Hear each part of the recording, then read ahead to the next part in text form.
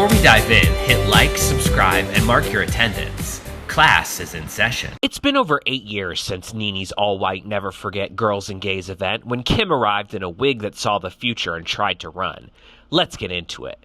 We open exactly where we left off, mid-demon summon. Worry about your life and a daughter you pimp out for John Legend tickets. Kim's wig fills with rage, and suddenly Marlo and Shereé are using all their strength to restrain her. Croy materializes from who knows where, and Kim manages to launch a glass across the table. Kenya gives unbothered pageant robot, ignoring a poltergeist. Shereé and Croy try to find Kim's off button. NeNe points out the obvious. You can't be posting stuff about your own child sucking and then be mad somebody else say she sucked the Honey, the music ain't that great. I listen to it on the iPod. Kenya comes outside and things briefly threaten to reignite, but Shereé acts fast to get Kim out. She got about 17 kids, and them kids need their mom at home. At Porsha's house, she's got more wig heads than allies. Her doorbell rings. It's Kim, Shereé, and Croy, fresh from the wreckage of NeNe's party. She invites them all in and offers them drinks before they spill the tea. Back at NeNe's, Cynthia has gone from neutral observer to Kenya's full-time emotional co-defendant. Now, Cynthia, you and your wig calm the down. At Porsha's, Kim's already rewriting history. She adds injured son into her story. Kim's reality is like her lips, mostly fake. Shereé admits she didn't catch that, but like any good bone collector, still carries bones she can't authenticate. Porsha delivers classic Porsha. You don't mention someone's children, period, and your injured son and your whole daughter. The room goes silent. She cuts the tension by telling Kim she needs to stay away from Kenya.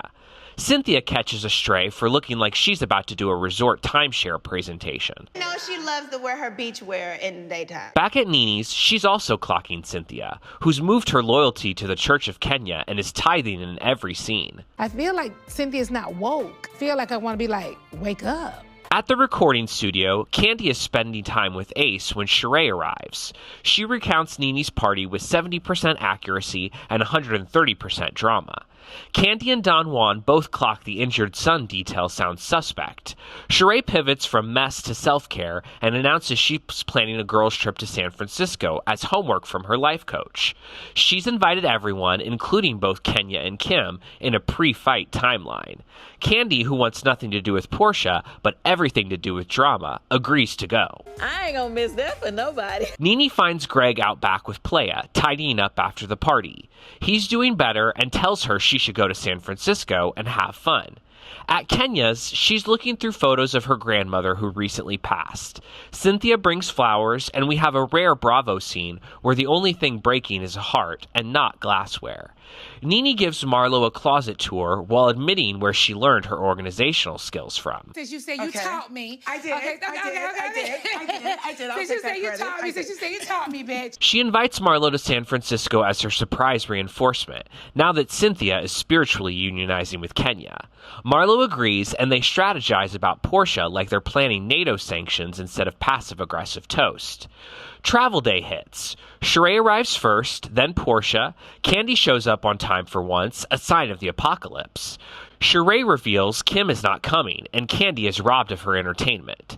Cynthia joins them. NeNe and Kenya almost miss the flight, but make it at the last minute.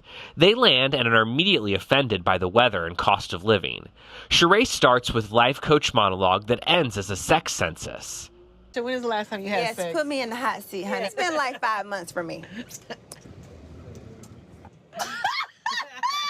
You don't believe it? Why you laugh the loudest? Kandi's laugh has seen things the cameras haven't. They turn their attention back to the host. What sex do you two? Have somebody been nibbling on those tits? NeNe smells a story. Wait a minute, Shereé. I got you. Oh, because you love somebody. Yeah. Shereé deflects, jokes, stalls, but Kenya narrows in. You love someone that you are sexually attracted to, Right. but you're not having sex with them right now. Mm-hmm. And why is that? Are they incarcerated?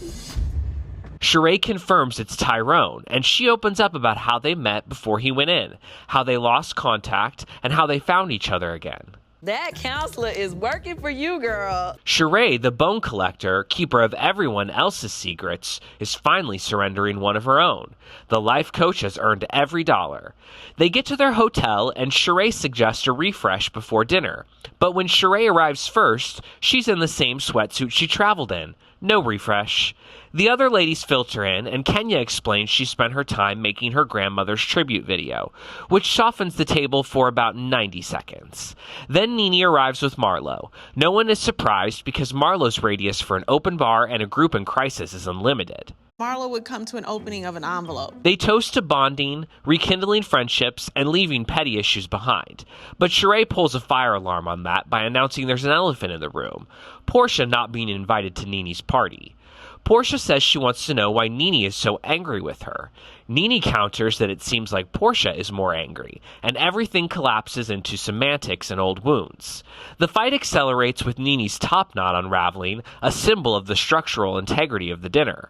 Marlo, a glam paramedic, tries to fix her hair while she continues to read Porsha. By the time the bun gives up, so has the concept of a healing trip. Marlo eventually moves to sit between the two of them, which does nothing except give production more inserts of her looking like a couture buffer. Cynthia and Kenya drag NeNe back from the table, while Kandi remains firmly seated, offering the body language of a woman who has been burned before and refuses to even lean in without legal representation. The episode ends with another zinger from NeNe. You deserve some discipline for what you did to Kandi. NeNe's verdict hangs over the table like a sentencing, but there's no resolution. Just women yelling across a skyline view while the crab cakes go cold and it's to be continued. Was NeNe giving necessary tough love or just auditioning to be warden of Bravo? Let me know in the comments.